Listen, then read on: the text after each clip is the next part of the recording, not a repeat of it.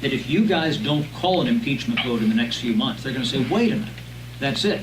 I mean, haven't you put them over the barrel a little bit if you, in fact, do not have a vote to impeach the President of the United States in a couple of months? Chad, we're following the Constitution, and I've made this very clear. Remember, my background is constitutional law. I served on an impeachment defense team twice under President Trump.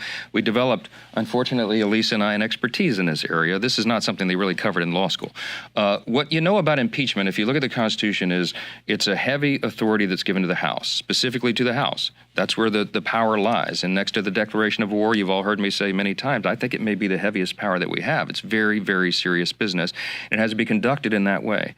The impeachment inquiry is necessary now, as Whip Emmer just explained, because we've come to this impasse where following the facts where they lead is hitting a stone wall, because the White House is impeding that investigation now. They're not allowing witnesses to come forward and thousands of pages of documents. So we have no choice. To fulfill our constitutional responsibility, we have to take the next step. We're not making a political decision. It's not. It's a legal decision. So people have feelings about it one way or the other. We can't prejudge the outcome. The Constitution does not permit us to do so.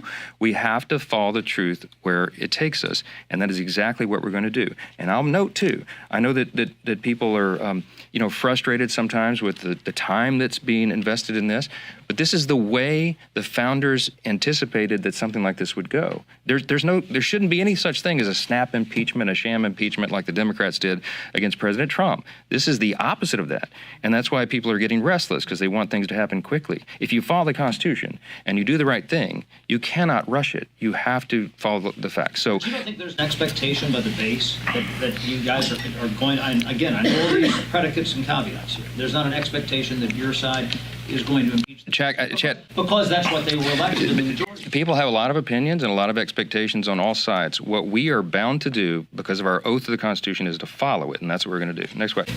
You get into the spring and decide not to impeach the president based on the inquiry. You would be comfortable with that decision, essentially absolving him months before a presidential election? We're not going to prejudge the outcome of this. We can't, because, again, it's not a political calculation. We're following the law, and we are the rule of law team, and I'm going to hold to that. That's my commitment. On FISA, can you kind of delve into your thought process going through that? You changed your mind multiple times on exactly whether it be a short-term extension or not, and changed your mind yesterday on Queen of the Hill situation. Can you just walk us through how that thought process? I didn't change my mind on FISA. See, FISA is a very important piece of legislation, and Section 702, which would expire at the end of the year, is a really, really important provision because it protects us on the homeland. But about 4 or 5 of those key reforms, there's a disagreement between the two committees. We're working towards consensus, but this is a very, very serious matter. This isn't some minor policy in our law. This is about keeping Americans safe, and so we take the responsibility seriously. As recently as last night, we were in a room with all the interested parties and House Republicans there, and there's still some disagreement about a couple of those key provisions. So I am not one who wants to rush this. I don't think we can make a mistake in this. I think we've got to do it right, and so we're going to allow the time to do that. So having a short-term extension on the NDAA allows us the time to work not only in our own chamber, but with the other chamber as well, to come forward with a compromise provision that will not only keep us safe, but will also safeguard our civil liberties. Both of those objectives must be achieved, and that's why it's taken a long time. Again, as I said at the outset, and I'll close with this, democracy is messy sometimes, but we have to get it right. We're the greatest deliberative body in the world, and we're going to do our job and do it well. Sometimes it takes more time than we would like, but it's worth it to get it right, especially on a product as important as FISA. So that's what we're going to do. Thank you all for the time. Can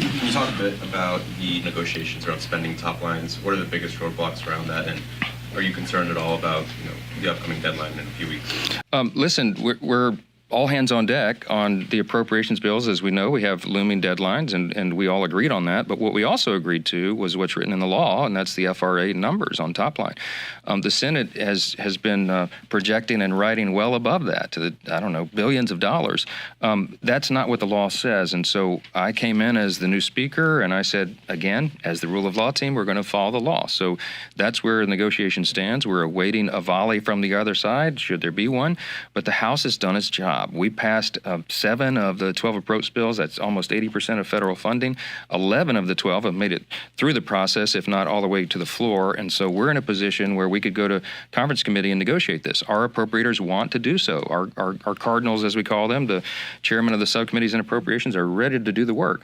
But we're awaiting the other team, the other side, the other chamber to come forward with a number that we can agree upon that we write to. And that's the impasse, and that's what we're waiting on. But the law is the law.